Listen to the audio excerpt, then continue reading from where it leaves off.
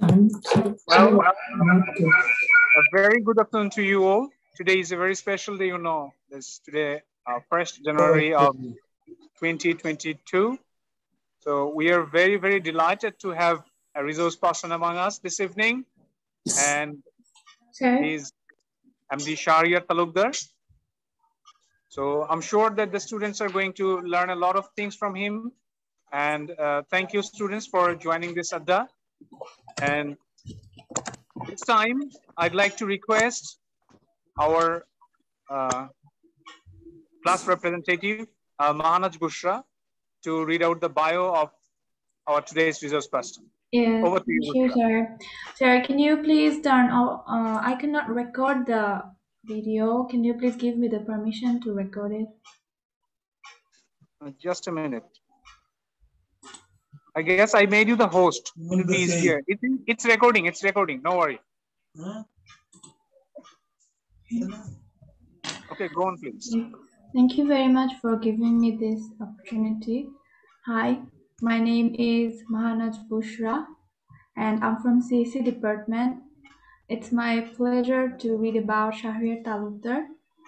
So, Shahrear Talukder is an assistant professor in the Department of English at International Standard University. Shahrear has experience of teaching both language and literature in the Department of English and English Language Center at King Khalid University, Saudi Arabia. He also authored a book titled Glimpse of Rhythm. His areas of interest are creative writing, applied linguistics, translation studies, and education. So, Mr. Mohammad Shahrear Talukder, we are very happy to have you among us, and thank you so much for giving your time to us. Thank you very much, Bushra, and it was really a nice introduction. It was the brief, but it was very precise. And with the permission of Mr. Anam and also Bushra, I think you are the chair of today's session. So shall I start? Yeah, sure. Okay, thank you. Sir, give me a moment, sir. A moment, only a moment. No problem. No problem. Please take your time. I'm here. Just a minute.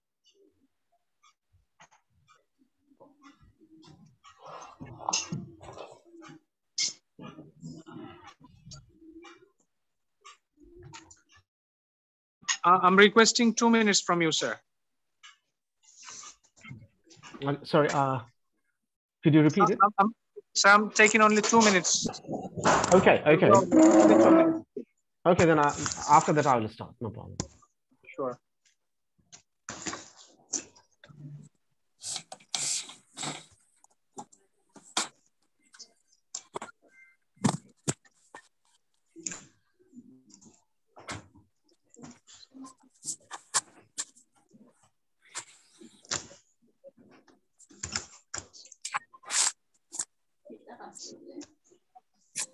Bushra, can you check? Prapti is supposed to be there. Prapti, are you there? Yes, sir. Prapti. Okay, this is your Apu actually. Huh? Sorry, sir. All right. Prapti, can you hear me? Yes, sir. Can you hear me, sir? Oh, yes, very clearly. Okay. So before we get into the heart of our today's ADDA, let's hear a song from Prapti in honor of our today's resource person. Just a minute. May I request everyone to mute, please? May I request everyone to mute? Sangram, can you mute? Okay. Yes, Prapti. Yes, sir. Can you hear me, sir? Yes, we do, please. Okay. Thank you so much for inviting me. I'm very grateful to you.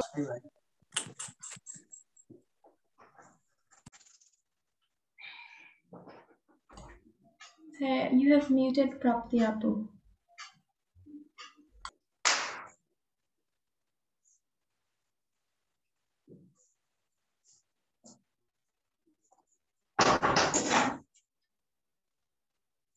Prapti, I guess you are muted. Now is it okay, sir? Yes, it is. Yes, go on, please. Okay, thank you, sir, for inviting me, and I'm very grateful, and very good evening to everyone, and very happy New Year to everyone as well. As I said that I can't sing very well, but I am going to try. One of my favorite songs. Can I start, sir?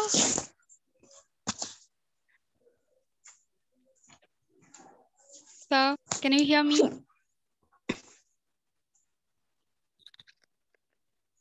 Yes, go on, please. Okay, sir. এই সুন্দর স্বর্ণালী সন্ধ্যায় একই বন্ধনে জড়ালে গো বন্ধু কোন রক্তিম পলাশের স্বপ্ন মোর অন্তরে ছড়ালে গো বন্ধু এই সুন্দর স্বর্ণালী সন্ধ্যায় একই বন্ধনে জড়ালে গো বন্ধু কোন রক্তিম পলাশের স্বপ্ন মোর অন্তরে ছড়ালে গো বন্ধু আমলকি পিয়ালের কুঞ্জে কিছু মৌমাছি এখনো যে গুঞ্জে আমলকি পিয়ালের কুঞ্জে কিছু মৌমাছি এখনো যে গুঞ্জে বুঝি সেই সুরে আমারে ভরালে গো বন্ধু এই সুন্দর স্বর্ণালী সন্ধ্যায় একই বন্ধনে জড়ালে গো বন্ধু কোন রক্তিম পলাশের স্বপ্ন মোর অন্তরে ছড়ালে গো বন্ধু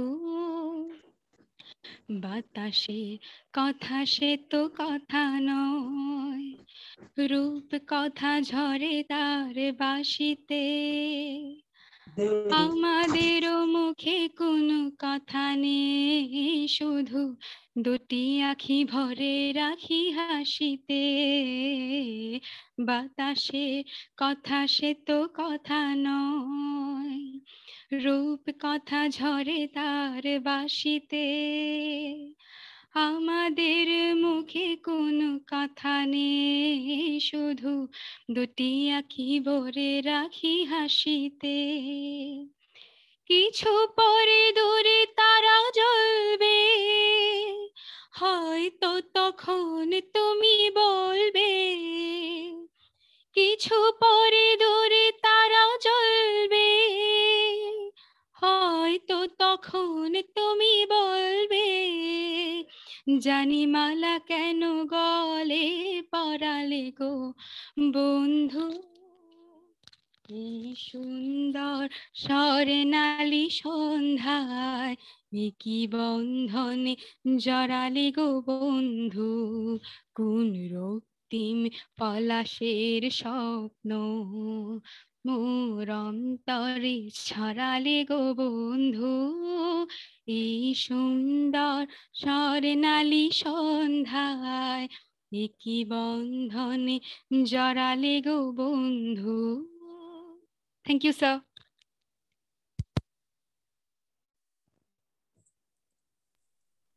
Shahrear sir, it's over to you. Okay, thank you, Mr. Anam, and Prapti, thank you very much.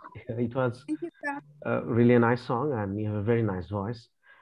And there is a there are some lines maybe I will not be able to quote it appropriately, but you said that আমাদের মুখেতে কোনো কথা নেই, something like that, and শুধু দু চোখে হাসি বা এরকম একটা expression that you mentioned there, right?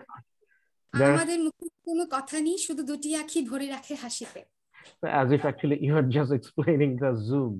So now I'm just going to talk, you will have laughter or a smile in your eyes, and you're just going to listen. But that will not make it an ADDA, okay? So you can participate at any moment of my discussion. And then we can have our own opinions about reading overall and also about pleasure reading. So very good. yes. Happy New Year, sir. Okay, thank you very much. Thank you. Happy New Year. Happy New Year to all. And I wish that all of you actually will have a very good, very successful life. Sir, I mean, sorry to interrupt you one more time. Yes, please. Actually, I'm really sorry that I forgot to mention the ADDA topic today. So today our ADDA topic is pleasure reading. Now it's all over to you. Have pleasure. Okay, okay. Please. Okay. Thank you. Thank you once again. First of all, thank you very much for having me here. Actually, I'm really delighted that I'm going to talk in front of you people, your young minds, and I guess that all of you have some kind of reading habits, or even if you don't have, at least you will have some reading habits after today's session. So I'd like to start my discussion by sharing I hope you can see it. I'm going to share some views here. Let me check. Can you see it? Yes, sir. Can. Yes, sir. Okay, so reading for pleasure, or you can say pleasure reading. So I have titled it, subtitle, you can say, the gateway to success. That why actually it's important, that why should we have this, this sort of reading or reading for pleasure. Now, before I move on to the discussion, I would like to recite something. And it's, you can say it's some kind of rhyme written by Edward Lear. They call it nonsense rhyming, and I believe that you will find it very interesting. It might not make any sense, but just try to get the rhythm, try to get the rhyme here. Now, here I go. The name of this nonsense rhyme is The Courtship of the Yonggi Bongi Bow. So you see, it's very interesting. The title is interesting. It's imaginative. There is nothing called Yonggi Bongi Bow. So you see, here it goes. On the coast of Coromandel, where the early pumpkins blow, in the middle of the woods, lived the Yonggi Bongi Bow. 2 old chairs and half a candle, 1 old jug without a handle. These were all his worldly goods. In the middle of the woods, these were all the worldly goods of the Yonggi Bongi Bow, of the Yonggi Bongi Bow. So here you see, it doesn't make that much sense, but when you read it, you feel a little bit, it lightens your, mood. Because I know most of you are from science background, CSC, and from law, so maybe we don't have that much time to read some other stuff. But when you read this kind of stuff, actually, it gives you, it just refreshes you, or your dispositions, because we are reading all the difficult stuff. So when you read this kind of stuff, it helps us to, a little bit creative and imaginative. Now, again, this one is from the very famous William Shakespeare's Macbeth's final soliloquy. And I know that some of you, maybe you're familiar with this because it's very much oft quoted. It says that tomorrow and tomorrow and tomorrow creeps in this petty face from day to day to the last syllable of recorded time, and all our studies have lighted fools. The way to dusty death, out brief candle, life's but a walking shadow, a poor player, that starts and frets his hour upon the stage, and then is heard no more. It is a tale told by an idiot, full of sound and fury, signifying nothing. So it has been taken from Act 5, Scene 5. So you see, when you read, you can feel that something interesting is there, even actually, even if you're not a student of literature, but still you can feel the vibe. Now, again, for pleasure reading, we can also choose this sort of, stories. We call them Aesop's Fable. And I hope that, I believe that some of you have heard these sort of stories during your, in your childhood. Like the story between the title is called the hare and the turtle. So we heard these sort of stories in our child. When actually we were children, especially our seniors, they used to tell us these sort of stories, especially to the children. Still, actually, those who are in the habit of telling stories, they tell these sort of stories to the kids. Now, this one is very interesting. That's why actually I put it here.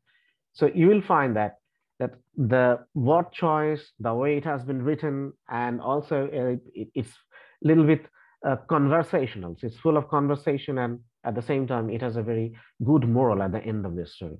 Now, here you can see the title of the story is The Oak and the Reeds. So I will read it just like telling a story to an infant or to a child. A giant oak stood near a brook in which grew some slender reeds.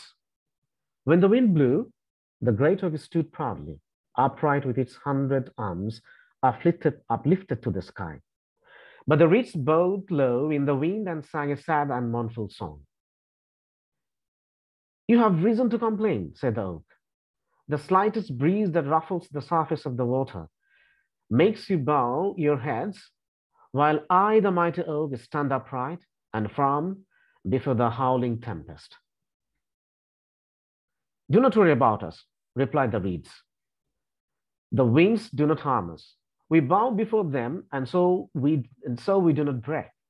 You, in all your pride and strength, have so far resisted their blows, but the end is coming.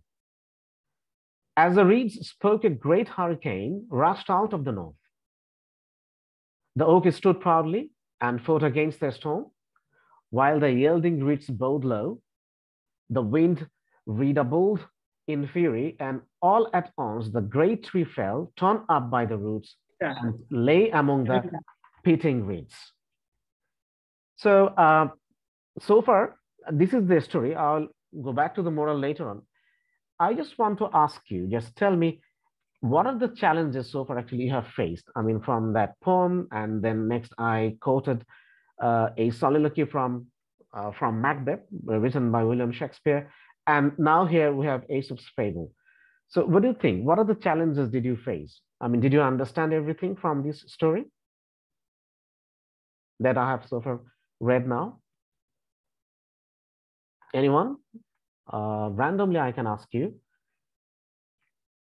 Like Bushra, what do you think? What are the challenges did you face?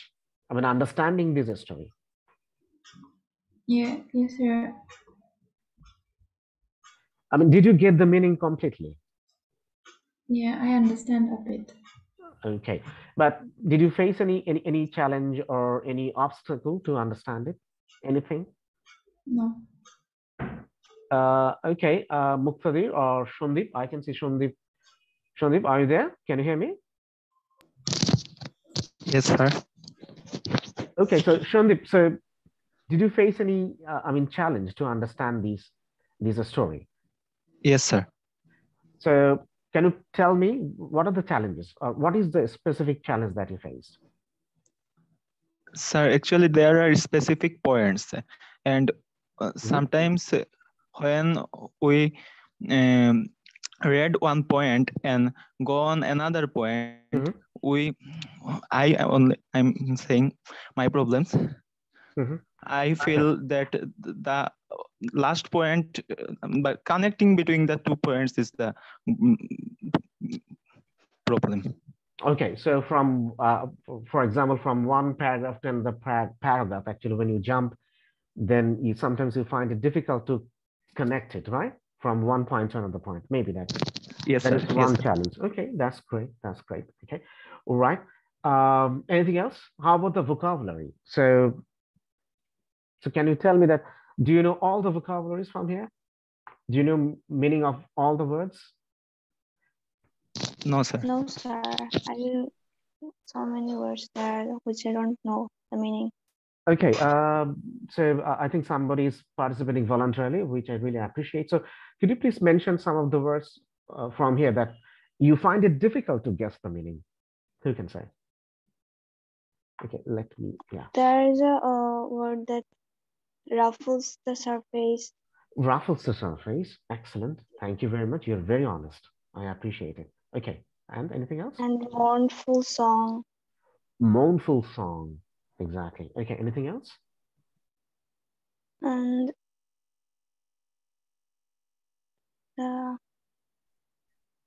howling tempest. Howling, yes, howling tempest. Okay, great. And how about the word brook? In the very first sentence, a giant oak stood near a brook. Do you know the meaning of the word brook? B-R-O-O-K? No, sir. How about the word slender? S-L-E-N-D-E-R. Some slender. Do you know the meaning of the word slender? Slender reeds. Yeah. Then what are reeds? No, sir. Okay, you see, it's a story. It is Which meant. one, sir? Reeds. Reeds. R-E-E-D-S. Do you know the meaning of the word reeds? But the reeds. No, sir. Okay, so it's not only you, Farzana. Maybe most of us actually we are facing this problem either with the vocabulary or maybe with the expressions, because these expressions are very native and usually we don't read or write in this way. And you see, though actually these stories meant for the kids, but it's still actually we are facing problems to understand it, right? So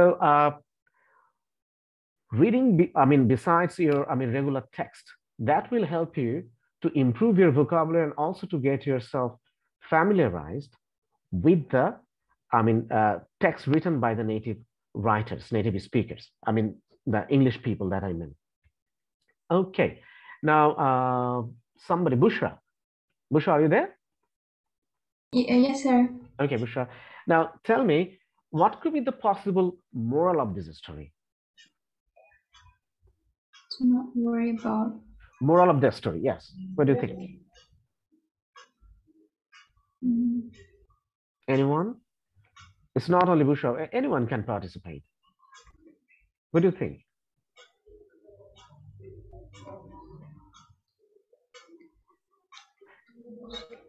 Here you see, if you take it's like no matter how hard our time is, we should not give up.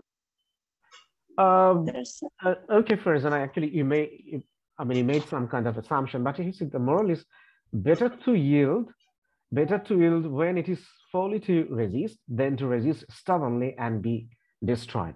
Now, I would like to give you the summary in Bangla just for our general understanding. Otherwise, this ADDA actually will not be effective or maybe will not enjoy. ব্যাপারটা হচ্ছে এরকম যে the oak and the reeds, আমরা জানি যে oak tree বেশ বড় সড়ো হয় এবং তারা বেশ স্ট্রং, আর reeds মানে হচ্ছে যে নলখাগড়া যেটাকে বলি, বা অনেকটা কাশফুলের মতো ঝাড় সহ যে গাছগুলো থাকে নদীর পাড়ে কিনারা ধরে, সেগুলোকে বলছে।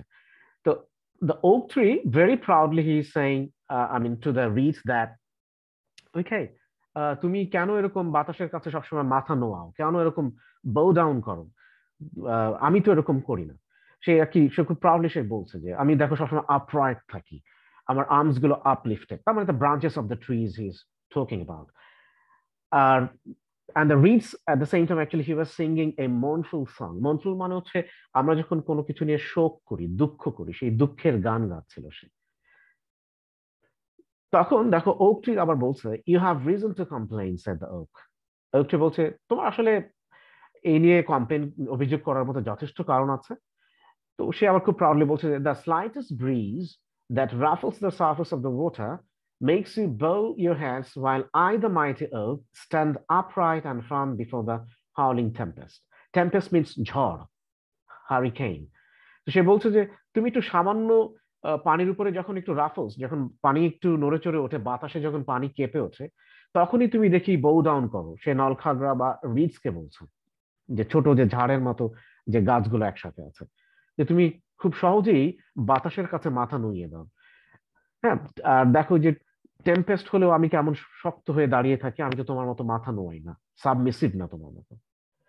Then again he says that and after this the reeds, সেই রিডসটা তখন রিপ্লাই করছে, বলছে don't worry about us, তুমি আমাদেরকে নিয়ে ভেবো না, the winds do not harm us, we bow before them and so we do not break. বলছে উইন্ড আমাদের ক্ষতি করে না, আমরা bow করি, আমরা মাথা নুইয়ে যাই যাতে বাতাসে আমাদের ঘাড় ভেঙে না যায়, বাতাসে আমরা ধ্বংস হয়ে না যাই। You in all your pride and strength have so far resisted their blows, but the end is coming. So here is a prediction he is making here. He says that এই যে তুমি এত শক্ত ভাবে অহংকার করে দাঁড়িয়ে আছো না, এই যে সামনেই তোমার ধ্বংস আসছে। সে একটা ঝড়ের পূর্বাভাস দিচ্ছে, কারণ বাতাস খুব আস্তে আস্তে জোরে বইছে। তো রিডস একটা প্রেডিক্ট করছে যে সামনে ঝড় আসছে। As the reeds spoke, a great hurricane rushed out of the north. The oak stood proudly and fought against the storm. So oak tried to, stand upright against the wind, against the tempest. But at last, it had to yield. It had to, to be submissive, I mean, to the strength of the wind. সে বাতাসের কাছে একশো মাথা নোয়ালো এবং গাছটা কি হলো, সে তার শেকড় সহ উপড়ে পড়ে গেল। তাহলে আমরা এটার মোরালটা কি পেলাম? Now you tell me what could be the possible moral.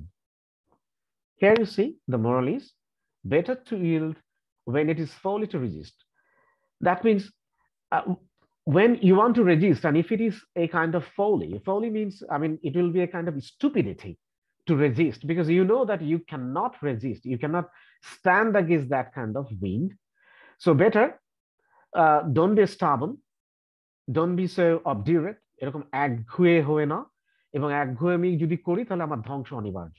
বলছে আমার যখন রেজিস্ট করাটা আসলে বোকামির কাজ হবে, সে সময় রেজিস্ট না করে আমি আমাকে বাঁচিয়ে ফিরি, মাথা নুইয়ে আমি ওই প্রতিঘাত থেকে নিজেকে রক্ষা করে ফেলি, ঘাত থেকে রক্ষা করি, কারণ ওই সময় রেজিস্ট করলে আমার ধ্বংসই হবে, তাতে আমার টিকে থাকা হবে না, which happened to the oak. So you see, I mean, when we actually read for pleasure, or when we read, I mean, besides the regular text, especially from literature or from different other sources, I'll be mentioning different sources from where actually we can pick or we can choose our texts. Okay, so I've just tried to give you some examples or samples, you can say, of pleasure reading, that how actually it can enhance our creativity, our imagination, and also it can encourage us to read more and more and more. Now, this is very interesting, as if you can see it on the screen.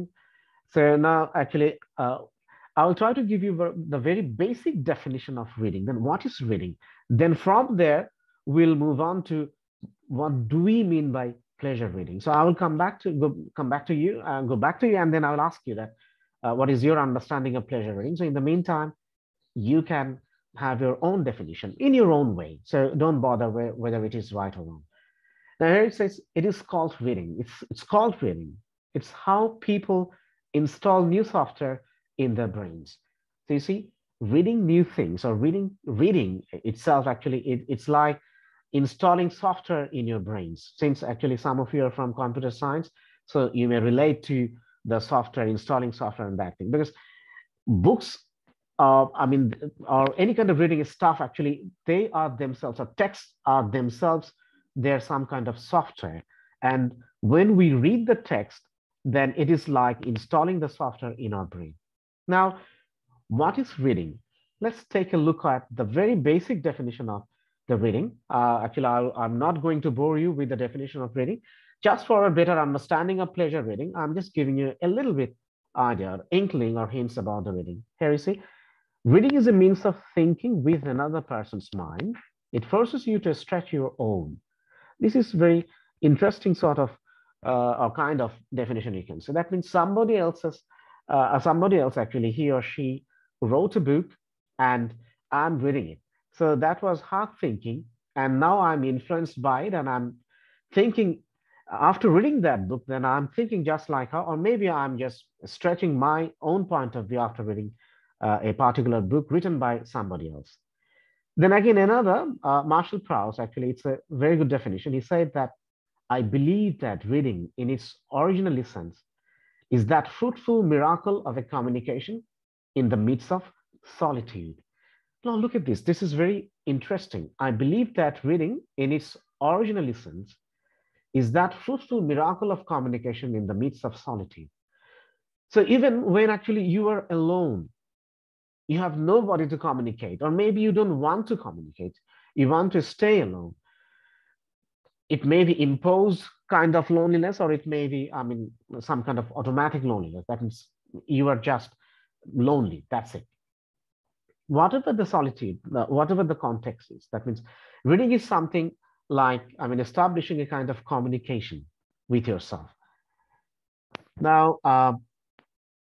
here, as you can see, it says that, then what is reading? It says reading is an important gateway to personal development and to social, economic, and civic life. This is very important. Most of the time, actually, we think that reading besides the regular text, that means your text that is prescribed for your classes. For example, if you're a computer scientist, then you have some prescribed text.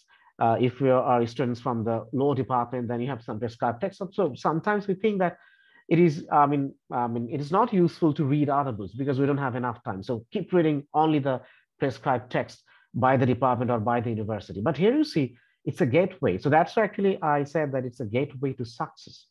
So it's a personal development. So through reading, actually, we can achieve personal development. And also we can move on to the development that is social, economic, and civic life. That means it will make us more civilized. It will help us to improve or to develop ourselves as good citizens of the country.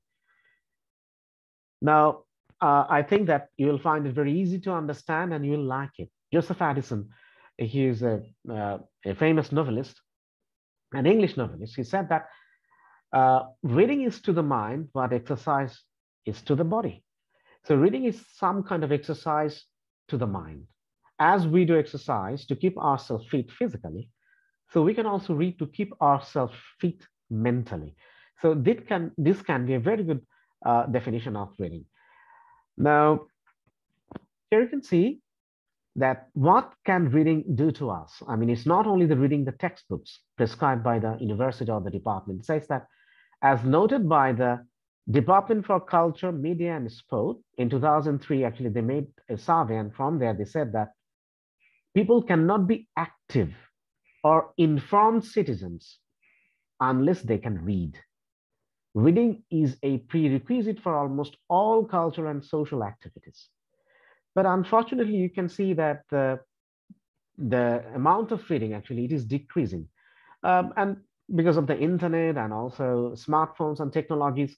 So with the advancements of technological, facilities or equipment, so you can see that our reading habit, actually, it has deteriorated very much significantly, and we can see it. It's very much visible. So, but it says that people cannot be active or informed citizens. So the more you read, the more you remain active. The more you read, the more you remain informed. Okay. Now, if you just look at this quote by Emily Bushwald, you can see it's a very interesting one. That from where or when actually we start reading, it said that children are made readers on the laps of their parents. This is very interesting. You see, you remember that our parents, when actually we were very young, or when we were children, at that time, actually, they used to, you can see that they used to read different kinds of stories, shorter stories to us. And from there, you can see that some kids, some children, they develop some kind of likings to read. So it starts from the laps of our parents. So our parents actually, the first, you can say they are the first actually who inspire us to read. So it's very nice kind of, understanding about the reading. So reading and literacy, they're very much related. So you can understand it from there. But now here I'm going to mention specific 2 reasons for reading. I know most of you are familiar with these 2 reasons. The first one is reading for pleasure, and the second one is reading for information. So today, actually, we will be talking about reading for pleasure, that what can we get from the reading for pleasure, or what could be the possible sources for reading for pleasure, and or we can say that what are the philosophies of reading for pleasure. I will also mention some of the samples, so it will help you to understand it. Now, one of my very favorite, you can say, the authors or writers, he's also a very famous philosopher from the 16th century. His name is Francis Bacon. Francis Bacon, in his essay, which is called Of Studies, you may find it very interesting. There, in this article, or in this essay, actually, he mentioned that there are 3 different types of books. Usually we don't find that what are the different types of books, but in his seminal essay, actually, he mentioned it, and you will find it very interesting. He said that some books are to be tested, others to be swallowed, and some few to be chewed and digested. Can you guess what could be the possible explanation? Can anyone explain it? You can give it a try. It's very nice. It says that some books are to be tested, others to be tasted, others to be swallowed, and some few to be chewed and digested. Does it make any sense to you? Yes, sir. It's about the academic book that we study for for exam that are chewed and digested. Okay, and some are the storybooks that we study for giving pleasure that are to be tasted, and others are swallowed. I don't know about the swallowed thing. But you're very close, Bushra. Thank you. Is anyone else who would like to try to classify the books from this very quote from Francis Bacon's Office Studies? Anyone else? Bushra did the, half of the job is done by Bushra. So anyone else?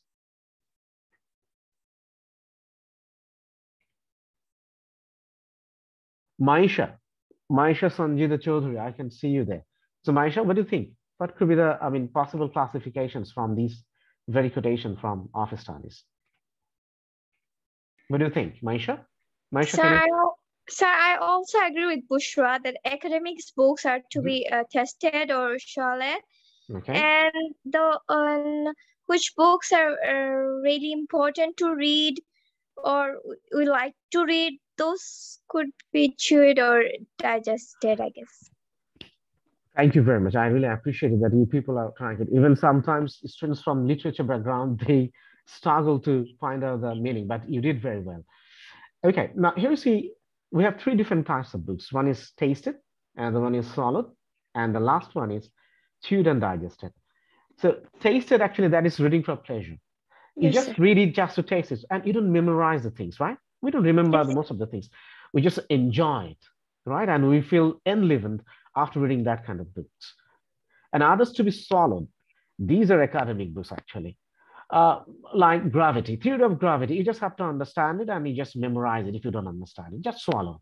That's it. There is no other alternative to it. Yes.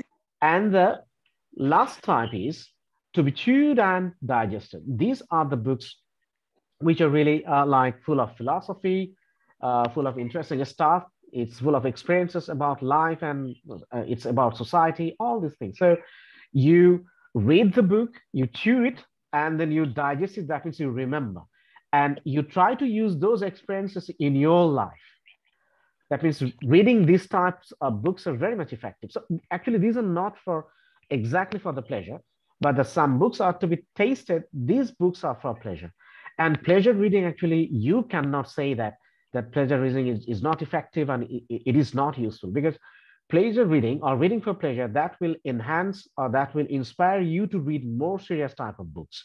So at the end of the day, consequently, you develop as a good reader, and your comprehension level or comprehension power, that will be also intensified, multiplied. So the more you read, the more you develop your proficiency or competence of understanding stuff. Okay, now from Francis Bacon, now I'd like to move on to Samuel Taylor Coleridge. He's a very famous English poet. So that one, from Francis Bacon's, that very quotation from the Office Studies, we have come to know that there are three different types of books, right? Right, Maisha? Yes, sir. Okay, now from these Samuel Taylor Coleridge's or S.T. Coleridge's quotation from here, we'll find out that there are four different types of readers. Then when I read it, then you try to, find your place in it, that what kind of reader you are. I will ask you, okay? Sure, sir. Okay. Okay, so now Coleridge, actually, he says that there are four kinds of readers. The first is the hourglass. In Bangla, we call it balu ghori. Remember? Hourglass, it is full of sand. So it says that, and their reading being as the sand, it runs in and runs out and leaves not a vestige behind. That means these type of readers, just like the hourglass, they read, and after that, they don't remember anything. They forget everything. It's just like reading. So very customarily, they read books. So these type of readers, they're compared to the hourglass. So it's a kind of symbol. And then, okay. And then the next one, the next reader, you can see the second type is the sponge. We understand what is a sponge. It's a kind of, you can say, a kind of substance which imbibes everything and returns it in Nearly the same state, only a little dirtier. So we use a sponge to soak the water from the surface. Remember? I hope Yes, you're familiar with the sponge. So some readers, they're just like the sponge. You read, and then again, when you press it, then all these things are gone. And only the dirtier stuff will remain with the sponge. And yes, the third one is just like the jelly bag. This is very interesting. Allowing all that is pure to pass away and retaining only the refuse and the dregs. So it's like a jelly bag. All the pure things that will pass away, only you can see the remnants or only the dirty stuffs or dregs that will remain there, nothing else. And the fourth one is slaves in the diamond mines of Golconda. Golconda actually it's a place in India, in Hyderabad, where actually, you know, that in the 17th century, the English people, the companies, East India companies and different other companies, they enslaved the Indian people and they forced them to work in the diamond mines. Okay, so slaves in the diamond mines of Golconda. What do? Casting aside all that is worthless, retain only pure gems. So this is the real readers. They read a text, the unnecessary stuff, they will cast it away, they will put them aside, and they will only remember the essence, the gist. So now from here, we can understand that most of the cases, we are the fourth kind of readers, right? More or less. yes, sir. That we try to read and then we try to retain. Okay, now here, I will move on to different kinds of texts. These are the texts or these are the sources from where actually you can read, you can collect your text for pleasure reading. For example, novels, short stories, tales, other literary texts and passages. You can also read poems, limericks, it's a kind of poems, nursery rhymes, then letters, postcards and telegrams and different kinds of notes. You can also read it for pleasure. And obviously we have newspapers, magazines, then we have specialized articles like reports, reviews, essays, business letters, précis, accounts, pamphlets, political pamphlets or handbooks, textbooks, so you can read it for pleasure. You can also read recipes. These are very interesting. Recipes are full of interesting information and vocabularies, of course. Then advertisements, sometimes they're very interesting. We can also read them and we can find pleasure in it. Then travel brochures, catalogs.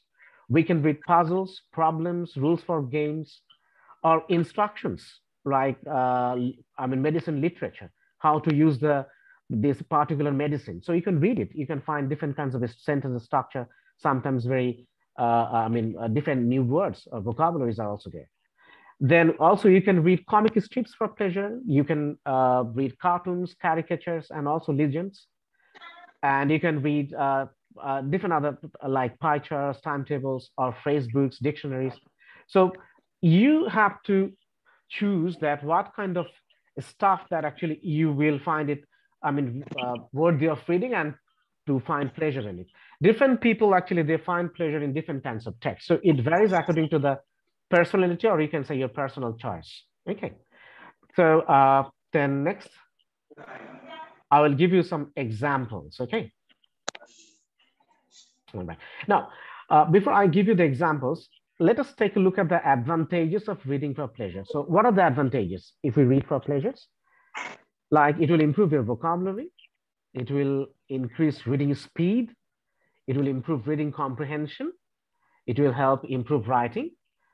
And also it will give you a chance to gain more knowledge.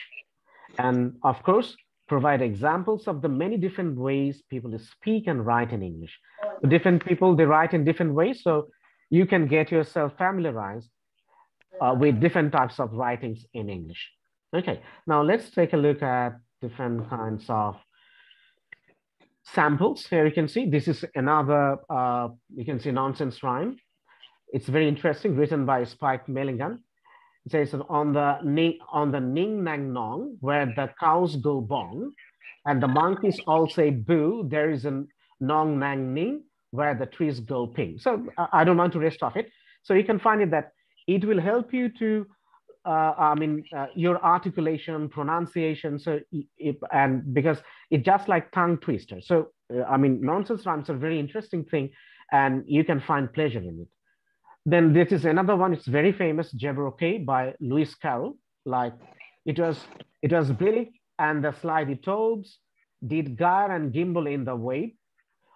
All mimsy were the brugobes and the moon rats out grape. So wave grape. So you see, it doesn't make any sense, but when you try to read it, so you can find it's very funny, and at the same time, it helps you to, to overcome any kind of complexity that you have with your pronunciation or articulation, especially when it comes to English. This is another nonsense rhyme by Edward Lear. And you can see, I hope there are some students from law department. So you can read this play by William Shakespeare, The Merchant of Venice, where lawyer also finds some sir, are you sharing the screen, sir? Are you sharing the screen? Yes, yes. Can you see it? No, we can't see it. No one? So we can't see the other one. We can see. So we can see, sir. We can see. We can see. I don't know why I can't see it. Okay, by the way, please. Okay. So you see that this is a particular scene where you can see that the actors, the Portia, these are the characters. Actually, they are dealing with different kinds of legal stuff in this play, and you'll find it very intriguing, very interesting. So if you have time and if you really want to enjoy play, students, those especially those who are from the law background, so you can start with this. If you really want to start reading Shakespeare's play, so you can start with The Merchant of Venice. So you'll find it very interesting because you can relate to it. Now, great short story writers. So I have mentioned some of the names. You can start your pleasure reading with the short stories. It's a nice start, and it will help you to grow interest in reading. You can see Aesop Fables, then Ambrose Bierce, Anton Chekhov, Arabian Nights. It's a collection of short stories from Arab world, from the Gulf countries. Then Banjo Peterson, Beatrix Potter. There are very famous ones like Giovanni Boccaccio, Guy de Maupassant from France. So you can read his short stories. Then James Joyce, of course, is there. Henry Wadsworth Longfellow, he's a very renowned short story writer. And also O. Henry, the American writer, he's very famous. Oscar Wilde. So these are the names of different short story writers from USA and UK. And you can also read limerick, only 5 lines poems. And actually, they are very sarcastic and very humorous, you can say. Like, for example, this one is very nice. It says that there was an old man with a beard who said, "It is just as I feared. 2 owls and a hen, 4 larks and a wren have all built their nests in my beard." So you see, his beard was too long that larks and hen and wren, all these kind of birds, actually, they have built their nests in his beard. So it's very interesting. So it's a kind of, we call it limerick. I told you that we can also read the recipes. These are very interesting. Sometimes actually, I'm not a fan of, cooking or cuisine, but sometimes actually I like to read them because I can get myself acquainted with different kinds of interesting vocabulary. So it's a classic shrimp scampi recipe. So you see how to, these are the ingredients. So when I started reading this, I found that these specific word, you can see in the very first line, peeled and deveined. Do you see it? Rest of the things you know it, but peeled and deveined. Peeled, you know it. Yes, sir. খোসা ছাড়ানো, আমরা সেটা বলি. And deveined, it means that to take out the vein. যারা রান্না করার অভিজ্ঞতা আছে তারা জানো যে শ্রিম কিংবা মুরগি রান্নার সময় ভেতর থেকে একটা vein বের করে ফেলতে হয় না? Yes, sir. ওটা যে verb হিসেবে devein ব্যবহার করা যায়, actually I didn't know it. But when actually I came across this recipe, then I explored it. So you see, I'm learning different new vocabularies.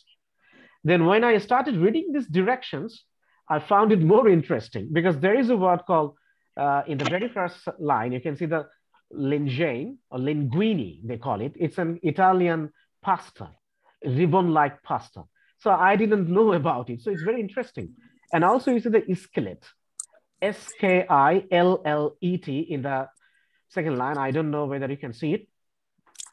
Skillet means it's a kind of a frying pan, but I didn't know that it's a kind of frying pan. Simmer, I knew that simmer means actually to boil something, but it is below boiling temperature. Actually, that wasn't in my mind. I just know that simmer means to boil something, but what could be the possible difference between the boiling temperature and below the boiling temperature? So when you read these kind of recipes and directions and ingredients, you will come across different kinds of words. and you'll find it very fascinating. At least I find it very fascinating and interesting. And at the same time, you can also check the pronunciation, that how do you pronounce it, like parsley, coriander leaf, garlic, pepper, flakes, how do you pronounce it? So for pleasure reading, you can also sometimes, occasionally, you can read these sort of things. You can also read travel brochures. And I'm pretty interested in reading travel brochures because there are different kinds of sentence structures, different kinds of expressions, and those are not, we don't use those expressions in our day-to-day conversation. So I find it very interesting. So you can also read travel brochure for pleasure reading. You can read instructions. For example, during these COVID-19 situations, we have got different instructions from USAID, from UNICEF, from World Health Organization, from our health ministry. So you can read them. You can find different kinds of sentence structure. You can find different kinds of vocabulary and how actually we are using those vocabularies in different kinds of contexts and situations. So you can get yourself familiar with these. And I know some of you may have the habit of reading comic strips. You can also read comic strips. Here, this one is very interesting. It says that I have broken up with him. Really? How could he cope with it? Then he said, he doesn't know it yet. Twitter is down. So she, this breaking up news, actually, she tweeted him and Twitter is down. That's why her boyfriend, actually, he couldn't come to know about this breakup news. So it is very interesting. And also you can read different kinds of nursery rhymes. These are very interesting for your pronunciation practice. Like ding dong bell, pushes in the well, who put her in, little Tommy thin, who pulled her out, little Johnny stout. What a naughty boy was that, to drown poor pussy cat. So the rhyming things, actually, it increases your sense of vocabulary rhyming and also a sense of words. Okay. And of course, you can read different kinds of magazines, entertainment magazines. From there, actually, you will come to know about different kinds of vocabulary from different contexts, especially in the entertainment world. So this can be another way of, increase your, to grow your habit of reading for pleasure. Okay. And finally, of course, we can read poems. We can read poems by many different poets, both in Bangla and English. So this one is by Fire and Ice. It's a very small one by Robert Frost, a very famous American poet. So if you're interested, you can also read poems in English. So it will also give you the taste of pleasure reading sometimes, even if it's not always, but sometimes you may find it very interesting and pleasurable. For example, this one, you see, it's a very small one, but it's full of philosophy. It says that some say the world will end in fire, some say in ice. For what I've tasted of desire, I hold with those who favor fire. But if it had to perish twice, I think I know enough of hate to say that for destruction ice is also great and would suffice. So you see, different kinds of words, pronunciation, full of philosophy and meaning, and you can go for the explanation in your own way. Okay, now I think I'll wrap up my discussion here. Now I would like to open the floor for your question and answer session. So if you have any questions, feel free to ask me. So now it's your turn. And by the way, thank you very much for your patience that you listened very carefully. And okay, now, if you have any questions, let's have a discussion about your idea of pleasure reading, or since you're from science background or from social sciences, from different backgrounds, not from literature or linguistics. So if you have anything interesting to know about pleasure reading, so you can have your opinion now. Yeah. Bushra, do you have any question or any opinion about pleasure reading?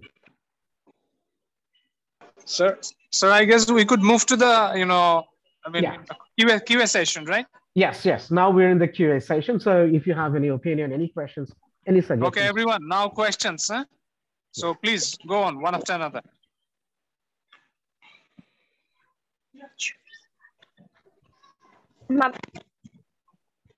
Yes, Marsha, do you want to say something? Yeah. You were trying to, yeah. So what are the features of a solid reading culture that parents should subscribe to? Sorry, actually, I didn't get it. Could you repeat it? So what are the features of a solid reading culture that parents should subscribe to? solid reading culture that parents should subscribe to. That how parents can contribute to our reading habit, right? If I simplify the question, exactly. Of course, our parents can contribute. I hope you don't mind if I give my own example. I mean, my example. Sure, See, when I started reading, and when I was in school, I found that in my father's collection there are some books, but some of them, there were novels in English, and those are very old ones. Most of them were published in around 1960s to 1967. So 1960 to 1967, you see, it's very old ones. So my father also collected it from one of his senior brothers from his college. So when I was in school, like class 5 or 6, actually, I didn't take any interest in those things. But when actually I started increasing my vocabulary, and when I was in class 8, then I found those books in my father's library, and then I asked him that whether I can borrow those books. He said that, okay, go ahead, you read it. But I didn't understand that much because those are, I mean, very difficult for me then. And also I found some grammar books, and still those grammar books and those dictionaries are available in the market. Of course, they have now the new versions. They're not the old versions, but actually it's somehow actually triggered my interest in reading. So our parents actually, they can buy us books. They can take us to the different kinds of book fairs. For example, in the during the month of February. So if our parents, if they take, or if the parents take their kids to the different kinds of book fairs, so it may also increase their interest in that kind of thing. And also, you see, these days our parents are very busy. So when they come back from their office work, usually they don't have enough time to spend with their kids because they're very tired because of their duties and different responsibilities that they did in the office. So they don't, they don't have the, actually, it's not that they don't want to, but actually they can't spend time with their kids because of their tiredness.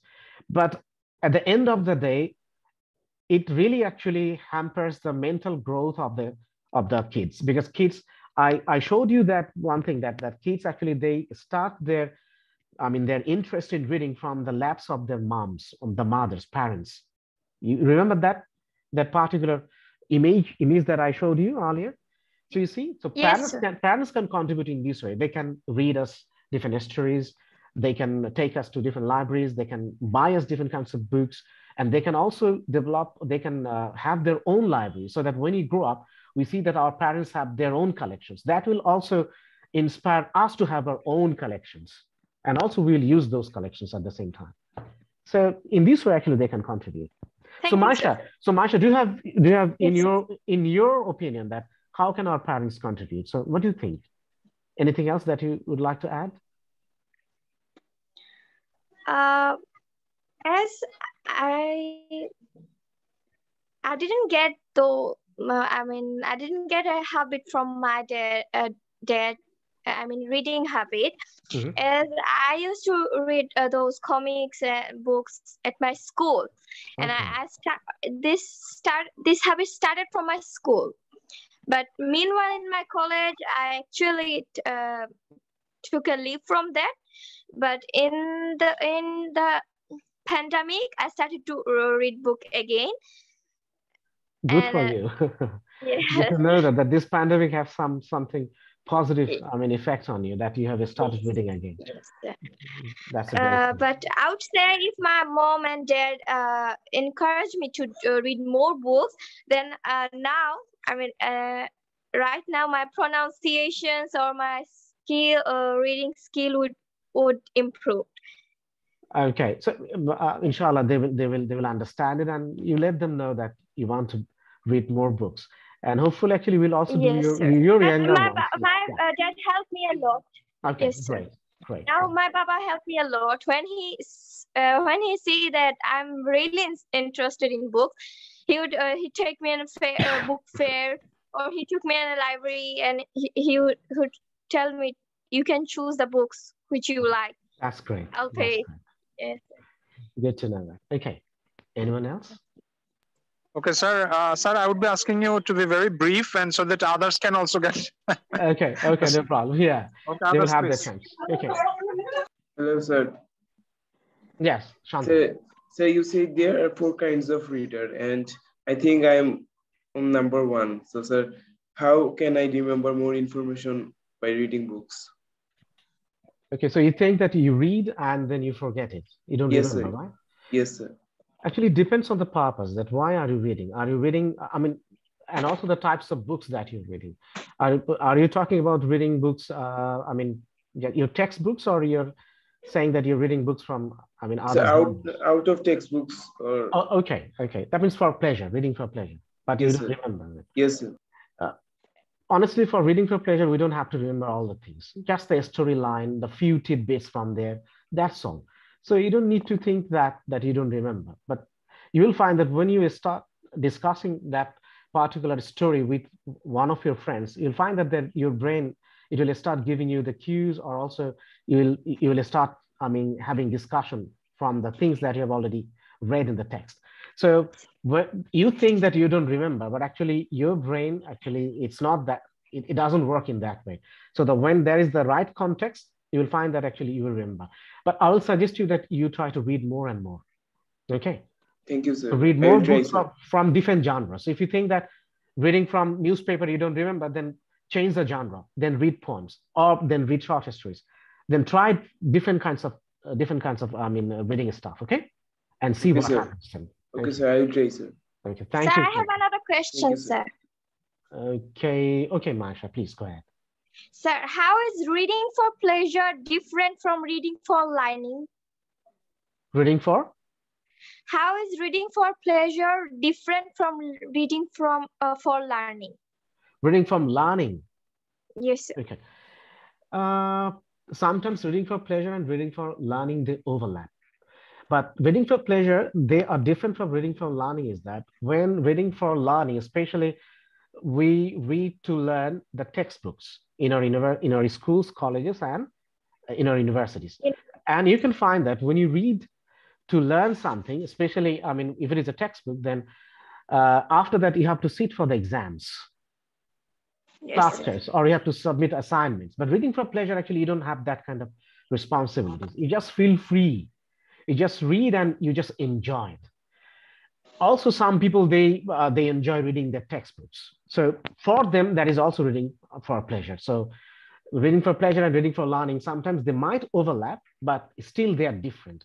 Reading for pleasure, it's only for you. It's your imagination, it's your world. But reading for learning, there are lots of responsibilities.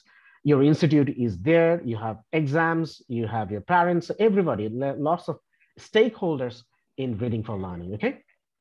Yes, sir. Okay. Thank you, Manisha. Thank you, sir. Can I ask a question? Shondip? Can I ask? Yes, Shondip, please. Sir, usually we say that we don't find pleasure on reading textbook, but there are some books on our course that actually we find pleasure sometimes. But can you say, sir, that why we practice the notion that textbook is not giving us pleasure? We always think that textbook will not give us pleasure. Is the main reason behind is the purpose? Okay, that means most of the time we don't find it's pleasurable or enjoyable reading the text for for your university prescribed text that you're talking about, right? Yes, sir. Actually, it's not only your fault. I think that we the teachers, actually, we are to be blamed too. Even if it is physics, chemistry, I think that every text, actually, it can be taught in the classroom in an enjoyable way. So it also depends on the teacher's style, the way actually he's teaching the textbook in the classroom. Some teachers, they are teaching maths, but you will find that all the time students they're laughing, they're having fun, because he's making it very easy, full of fun, and maybe he's cracking jokes on it, right? And some teachers, even they're teaching literature, you will find that actually they are not making it that much enjoyable. So reading literature as if actually you're studying mathematics, and some teachers, they're teaching mathematics, but as if they're teaching literature. So people are enjoying the thing. So it's not only the students that actually they find it difficult or not enjoyable. So teachers are to be blamed also. And as a reader, actually, you have to change your reading style. Not all the teachers are, equally qualified to teach the same text in the same way.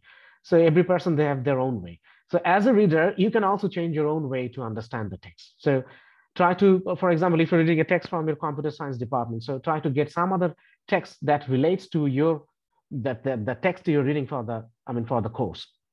Okay. And try to get different information from different places. So in that way, you can find that actually you're reading other books, not from only the textbooks. So only concentrating on the textbook, actually, that will really hamper your understanding. So try to read from different sources on the same topic. So it will make it interesting. You'll find the variety there. Okay, Shandip? Sir, actually, I said, sir, it is a thought in our mind that textbook will not be pleasurable for us. But sometimes it happens that textbook gives us pleasure on some chapters or books. Sir, why we practice the notion that textbook will not pleasurable? Because it's only because of the exams and all those education policy, the curriculum, the syllabus. Because of this, actually, we think that this text actually will not find it, will not enjoy it, because we feel the pressure all the time. So if our education system can, can lessen that pressure on us, I think that in that case, we'll not take our text in that way, because our texts are related to the CGPA, good grades, and our texts are related to the exams. So that makes the situation difficult, and it has established the notion that texts are always actually, it's very boring. So it depends on the teaching style and also your reading style and the way you take it, whether you want to learn or you want a good CGPA. So you have to change our own notions about reading the text, prescribed text in the classroom. Okay. Thank you, sir. Thank you. Thank you very much, Randeep. It was really an intriguing question. Okay. So I had another question. Genia, do you have any question? I will come back to you, Maisha, because let me have some of the Sure, Genia, do you have any question, Genia? Or any comment that you want to leave? Genia Mubashira, or Zinia Mubashira about USA. Genia, can you talk? No, sir. So you don't have any question. Tamanna, I can see two Tamanna. Tamanna Begum and one is Tamanna. I don't know who is who. Yes, sir. Oh, okay, Tamanna, so do you have any question? Anything? No, sir. Okay, so some of you are from CSE department, right? No, sir. Yes, sir. So there are some students from CSE department. So I want to ask you a question because I'm very curious to know it. Is it really important, for the science students from the science background to read literature or to know literature? Is there any value of it? Or do you find any relevance of reading literature, the science students or the, students from the law department or some other department? So do you find any relevance of reading literature? Anyone?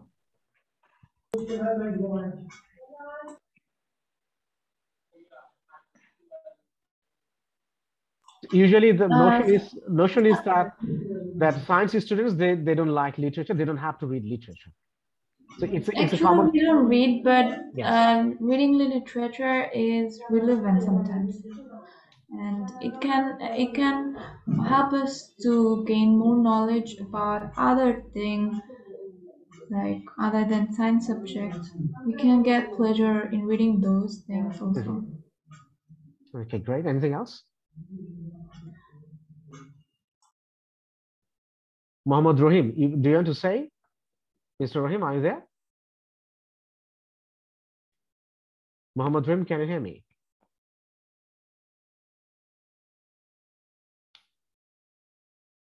Muhammad Rahim, can you hear me? Yes, sir.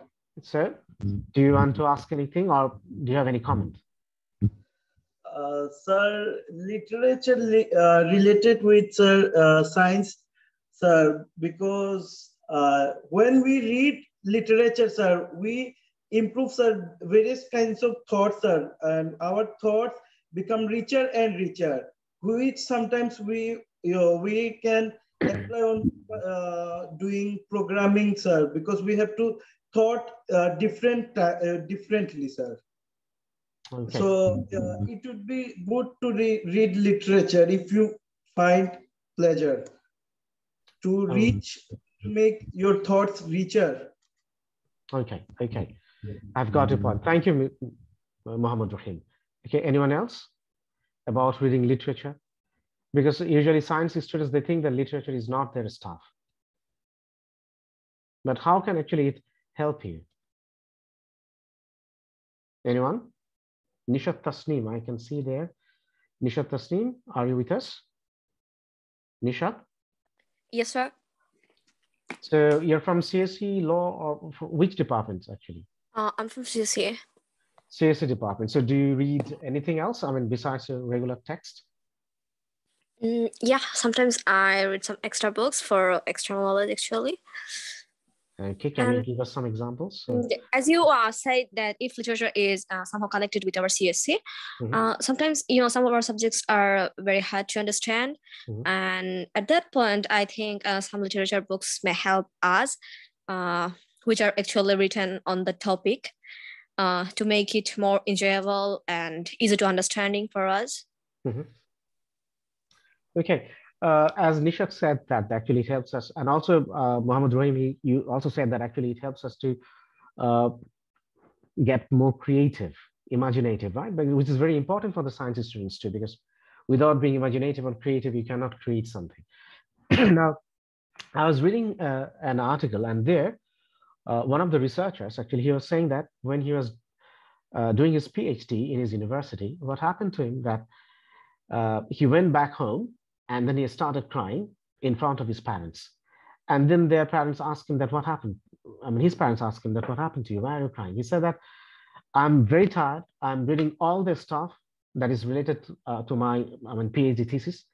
And I'm reading all these books. So he showed all his books and papers to his parents. And he said that, but now I find it very difficult to decipher them, to understand them. And I don't know how to how to put them together, how to organize them. Then his father, he took him by his hand and he said that, okay, come with me. Then he gave him some books. And these are books written by famous novelists. And he said that, stop reading your texts that are prescribed for your PhD thesis. Just read these books and keep trying. At least read for some time, at least an hour a day. And then he took his further suggestions, advice, and then he has started reading different kinds of novels and different literary stuff.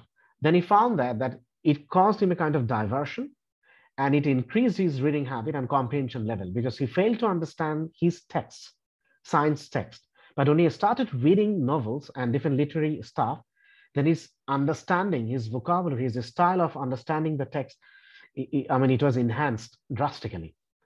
So he suggested that the science student actually, they should read from different genres. So it will make them more creative, more imaginative, and their comprehension power, the understanding power of the text, it will be multiplied by thousands or by many. Okay, so this one, just an example that I found in an essay. Yes. Anything else?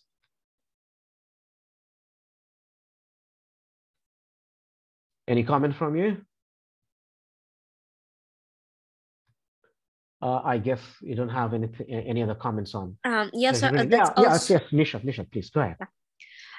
Sir, one of our important topic, part of CSE, programming, and so it's really hard for us to memorize all the programs. All the commands of code. So one of the Bangladeshi writer who is a great programmer, he wrote a book. It's actually kind of a storybook, but he actually trying us to to teach us the code actually easily. And many of my friends also bought this book to learn the programming easily and get the commands easily. Okay, that's interesting. That means, just like story. Do you have to say that? He taught the coding, but in the form of stories. Is it like that? Yes, sir. Yes, yes. That's an interesting approach. So you see that literature, because it helps you. It makes you innovate, very much innovative. So as some of you are saying that reading text, we don't remember, we forget it, especially your text.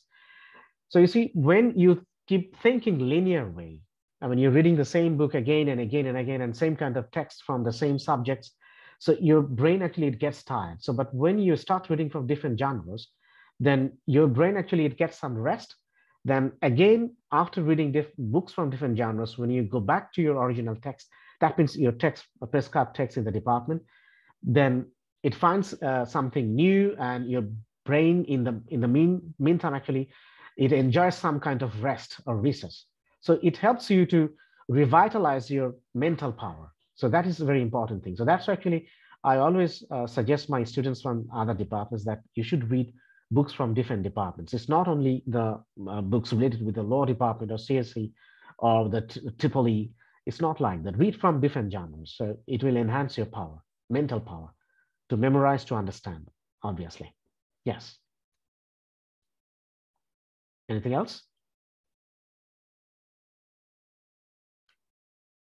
Mahmoudul Karim, you haven't said anything. Mahmoudul Karim, would you like to participate? Do you have any comment? Mahmoudul Karim, are you there? Yes, I am here.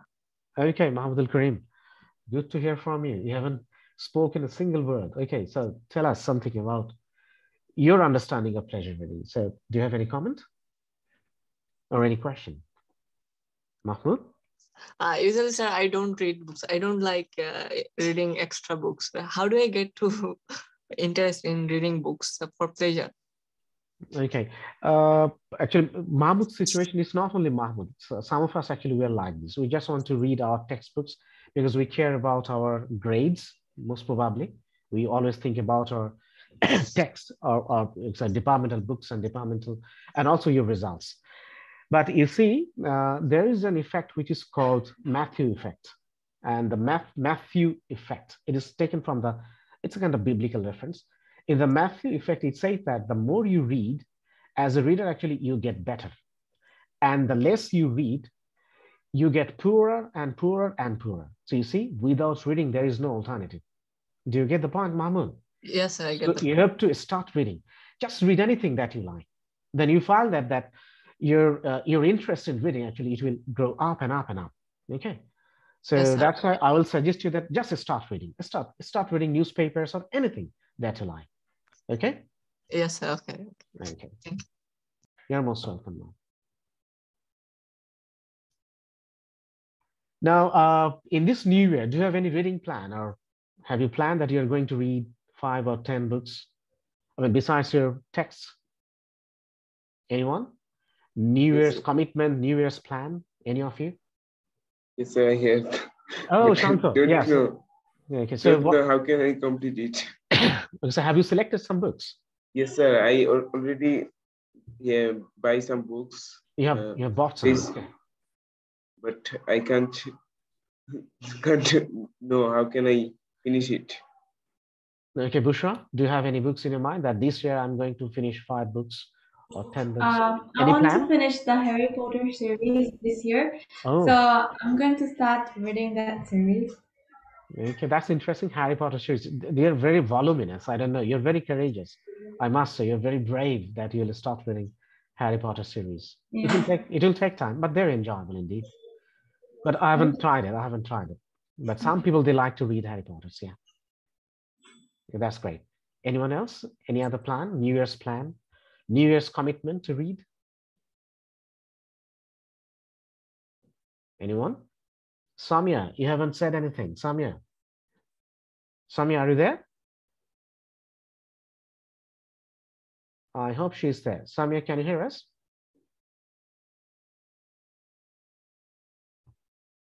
Okay, I'm going to show you one interesting thing. I hope that you'll find it very useful. There you go. Can you see the screen? Yes, yes, sir. Okay, look at this. Okay. So those who are planning to read books this year, you can take this, you can keep the records of your books that you see. The title of the book, for example, Harry Potter 1, the author, write the name of the author, date began when you started, and then date finished. When you finished it, write on the date. So in this way, you can expedite your reading speed. Okay, and then you can keep on track that first 2 months, I have finished Harry Potter 1. Next 2 months, I have to finish Harry Potter 2. So in this way, 1, 2, 3, 4, 5, 6, so you can go on. So you can keep the record of the books that actually already you have read. I mean, in this already, or you have started reading books. So you can keep the record of those books. And when you finish reading books, you can also go for this. Can you see it? Yes, sir. So some of you asked me that, sir, I can't remember. I read, then I forget. So this might help you. I'm not sure that maybe whether actually it's going to help you or not, but at least you can give it a try. So book response sheet. So when you finish reading the book, so let's say just read write the title of the book and the author, the publisher, date published, and number of pages, type of book, whether it's fiction or non-fiction. And then you can answer to these basic questions. And you can add more questions to it if you like. So it's your choice. So what did you like best about this book? So write it down. Or what did you like least about this book? That means you didn't like it at all. So what are those things that you didn't like about this book? So in this way, you can have your own response sheet about a particular book that so far you have read. Okay? You can also write down the language, for example, English, and also your country, level of difficulty for you, whether it was easy, okay, or whether it was very difficult. So you can also mention the level of reading. So this might help you to remember the essence or the gist of the book. Okay? Thank you, sir. So you can do it. You can follow this. Okay. If you don't have any more questions, I think it's almost 10:30. We can wrap it up. Mr. Anam. Mr. Anam, are you there?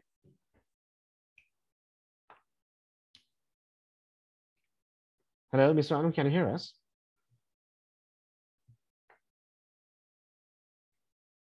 I think. So can you excuse me for 2 minutes? Okay, no problem. No problem. Okay, take your time. In the meantime, we can have a few more questions or any comment from our students, from our today's participants. Yeah.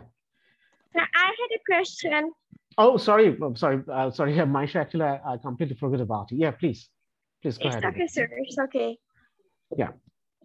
Sir, as you said before, there are 4 kinds of readers. Yes. So the fourth is like the slaves in the diamond mines of Golconda. I didn't get this, sir. I mean, what does it mean? Okay.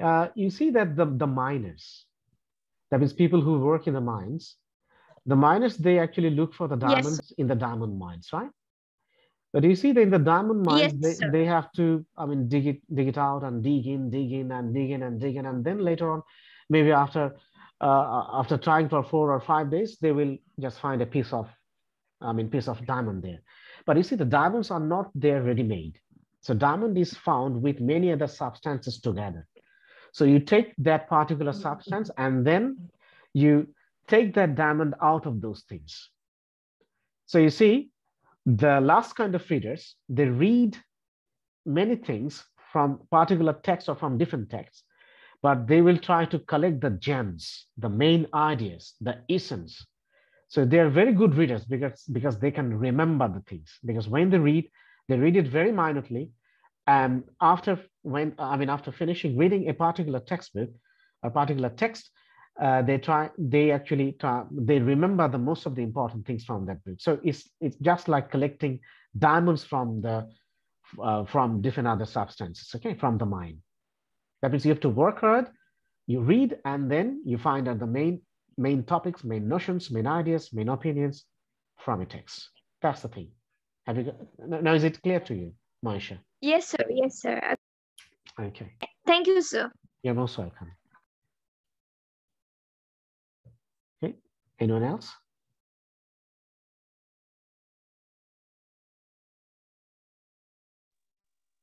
No one else has any questions? Sir, I have last questions. Okay, Maisha. Okay, you're full of questions. No problem. I appreciate it, and I really like it that you're very curious. Yeah, go ahead. Go ahead, Maisha. Sir, as main ways of reading, but what is intensive reading and extensive reading, sir? Okay, thank you for that question, Maisha. You see, sometimes actually we confuse between these 2 types of reading. We can call them skills also. They're reading skills, or also you can call them they're different types of reading. One is extensive reading, another one is intensive reading. Now, extensive reading, actually, it is for fluency. It is not for accuracy or not for grammar, not for vocabulary. So we use extensive reading technique for pleasure reading. For example, it is not meant for exam. It is not a prescribed text. So you are very relaxed. You don't have any obligation. Okay, so you just read it. So in the extensive reading, we read for fluency and we read for pleasure. On the other hand, intensive reading, that is for academic purpose. You read it very carefully and we read it for accuracy. We read it for a specific information, okay? And we use it in the academic arena for exam purpose and for learning new stuff like this. So that's the basic difference between extensive reading and intensive reading. We can use extensive reading also to read our text in the, in the academia. For example, your text prescribed for the CSE or law department or philosophy or English. And in that way, you can also gain some pleasure using that extensive reading technique. So somebody, you asked me that you don't find any, there is a notion that textbooks are very boring. So you can use this technique, extensive reading. So don't go for a specific information, just read it like a storybooks. Just go for fluency. Read it at your stress. Okay. Yes, sir. Okay, thank you very much. Thank you, sir. Is that clear, the difference between extensive and intensive reading? Yes, sir. Okay, great. Okay, thank you, sir. You know, I'm really sorry that I can't open my video and you won't see me. It's all darkness around, you know, sir. No problem. You're yourself. Yeah. Went out. Okay. I was listening, you know, curiously to all you guys. So I also came to know a lot of things that I'm going to, I think, apply in my teaching as well. And students have really very amazing questions. They have bubbling in their minds. And so I have only one question to you. Okay. That is, what I have found that students in our country literally have a lot of issues with reading, because the libraries we have in our institutions, be it from school to universities, are not that, you know, up to date and that enriched, so that they can have, a very easy access to all the materials they need for enriching their reading. And so, even for us, we have limitations. Okay. So what actually, they can do it, like to build up their own library. Because when somebody owns something, they have a lot of, love for it. So if you could shed some light on this one, so that they can form their own pleasure reading list, they can have their own books. Okay, thank you very much. I think that some of our students, they also know the answer, but still actually, since you asked the question, it's very important that these days, actually, we find it very difficult to find books or to grow interest, in collecting books or that sort of thing, or to make our own list. I browse some, different online portals, but right at this moment, actually, I can't remember those names. But there I found that, and also on Facebook, there are some groups. And these people are their bookworms, you can say, they're book lovers. So they always keep updating their book list, their reading list. So you can get yourself involved. Our students, they can, contribute in that kind of, Facebook groups, and also different kinds of online platforms they can attend, they can participate. Like I know one it is called Pathshala on Facebook. You can find it there. It's written in Bangla, Pathshala, the spelling is in Bangla. So there you can find that the people are reading books, and after that, actually, they're just leaving their opinion about the book. So whenever actually I finish reading a book, then I will leave my comment on it. That means it's like book review writing. So there are some books that will help you to grow interest, and also you will come to know about different kinds of books that people are reading. So you can get yourself involved in these reading groups or reading circle that we call a study circle. You can also establish your own study circle in your university. You can talk to your friends. Some of your friends, you may find that they're really bookworms and they have a good collection. So you can also collect books from them, or also you can ask them that where did they get those books?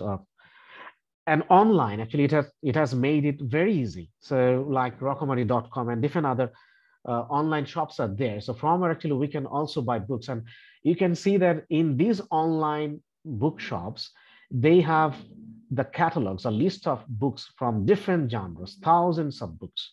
And also in Dhaka, like the French Book Corner, which is very famous for especially the literature and also linguistic books. So if you can also ask them for the catalog, so they can send you the soft copy of the catalog. From there also you can choose your books, and you can also grow interest in different kinds of genres. So I think these are the basics. So first of all, you can have good friends who have the reading habits. And then also you can get yourself involved in different kinds of online groups, and you can collect books from different kinds of online bookshops. So these are the few things, if you follow, then I think that you can have a very good collection. At the same time, also, you can improve your interest or develop your interest in reading. Company is a very important thing. That means you have to maintain a company, the company of book lovers, that I must say. Yeah. Mr. Anam. Thank you, sir. Thank you, sir. It's been a wonderful evening. And I'm sure that the students have learned a lot of things. So, and may I just request Maisha to give the vote of thanks? Sure, sir. Please. Sir, my name is Maisha Sanjita Chaudhary, and I'm from Law Department. Sir, we are grateful for the time and effort you took to share your thoughts and experiences with us. All must agree that your words have encouraged us deeply. And since we are entering a new phase in our life, your advice was very timely. I believe that we can benefit from the techniques you suggested to us for improving our reading skill. Your enthusiasm is contagious. Thank you for your contribution. Thanks again for a truly memorable evening. We hope to have you time and again. And please visit our beautiful green campus in Sylhet someday. Thank you, sir. Thank you, Maisha. Thank you, sir. Thank you once again, Bushra, Maisha, and also Prapti for the song. And so very grateful to you, sir. Thank you, Mr. Anam. So, and also Maisha, thank you very much. Thanks for the invitation. I think it's the invitation from all of you. It's not only from Maisha. So obviously in future, inshallah, I will keep it in mind. And if I get an opportunity, I'll visit your beautiful campus. And it was really please don't get irritated even if in future my students are knocking you to learn things. No problem. Feel free, because actually I'm also learning. I mean, things that when actually people keep asking questions, and in that way, actually, when you want to prepare the answer to that question, so you have to read, you have to prepare yourself at the same time. So it's a great learning opportunity to get myself involved with our students. They're very curious, and because of their curiosity, we also get an opportunity to learn more, to improve ourselves as teachers, as learners. Yes. Yes, Mr. Anam. Thank you, sir. Then have a great year ahead. Okay, thank you so much. Thanks for inviting me here, and it was really a very nice session. I really enjoyed it. Someday would like to have you. Someday would like to have you in person also in campus, as Maisha said. Inshallah, I'll be there. Inshallah. Thank you. Take care. Have a good night. Okay. Okay. I wish you all the best. Assalamu alaikum. Bushra, you can stop recording.